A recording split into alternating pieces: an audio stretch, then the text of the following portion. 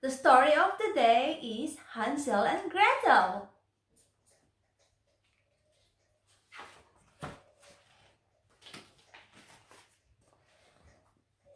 Hansel and Gretel live with their father, a poor woodcutter, in a little cottage in a forest.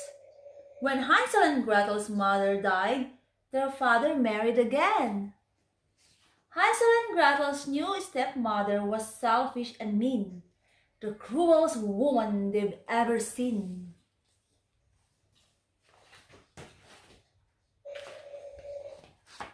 One night, when the children were in bed, Hansel and Gretel's stepmother said, "Husband, we only have food for one more day. We must send Hansel and Gretel away. Otherwise, we will all starve." "What will we do?" said Gretel. Father said no, but the stepmother said, "They have to go." Hansel said, "I'll look after you." Later that night, Hansel crept outside and collected some pebbles. In the morning, when father took the children into the forest, Hansel dropped the pebbles as they walked. Father told Hansel and Gretel to wait for him, but he did not come back. Soon it was dark, but the pebbles shone white in the bright moonlight to show Hansel and Gretel the way home. "We'll get home soon, by the light of the moon."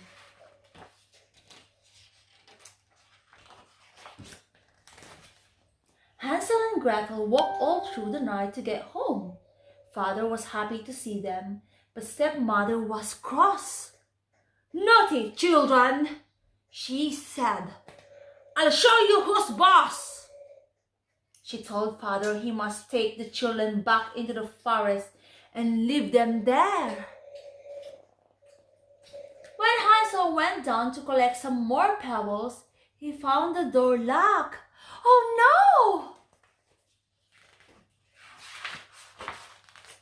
The next morning, father took Hansel and Gretel deep into the forest.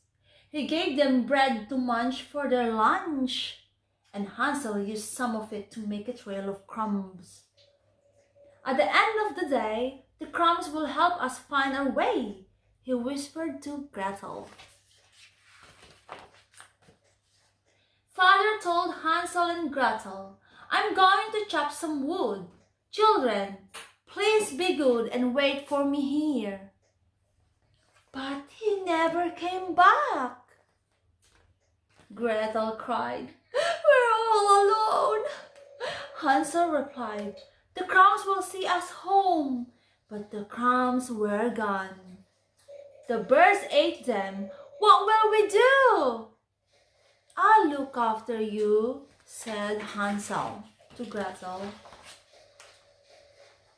By the morning, Hansel and Gretel's tummies were rumbling and grumbling with hunger.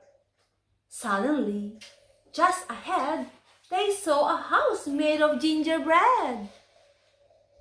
"A house made of sweets! A house we can eat!" they said happily. An old woman poked out her head. "Come inside, my dears," she said. "This way, children."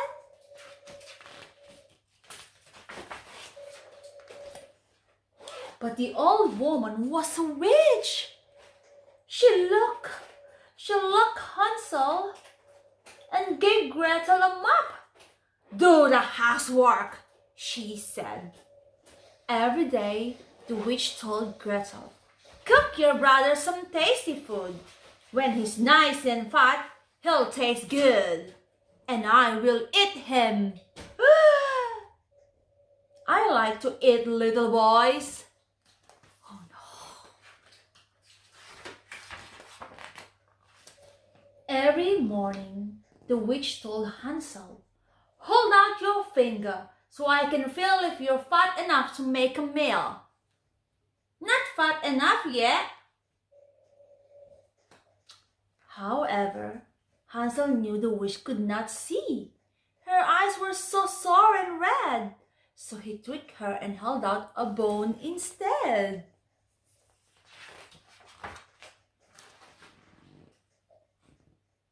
One day, the witch could not wait any longer. "I'm going to cook and eat Hansel," she said. "Gretel, light the oven now." Gretel replied, "But I don't know how." "Go, Gretel, go," said Hansel.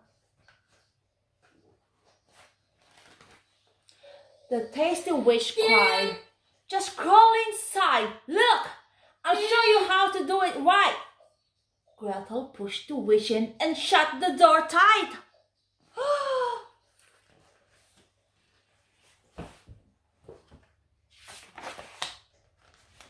Gretel unlocked the cage. She and Hansel could go.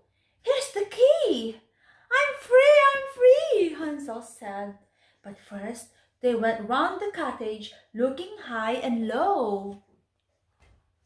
They opened the door and oh, what a sight! They found piles of jewels all sparkling and bright. Hansel and Gretel soon found their way home, where Father was waiting all alone. "I'm so glad you're back," Father said. "Your stepmother has gone," he said, hugging them tight. "From now on, everything will be all right."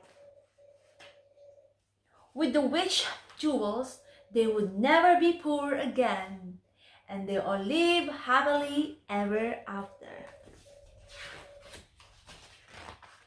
The end.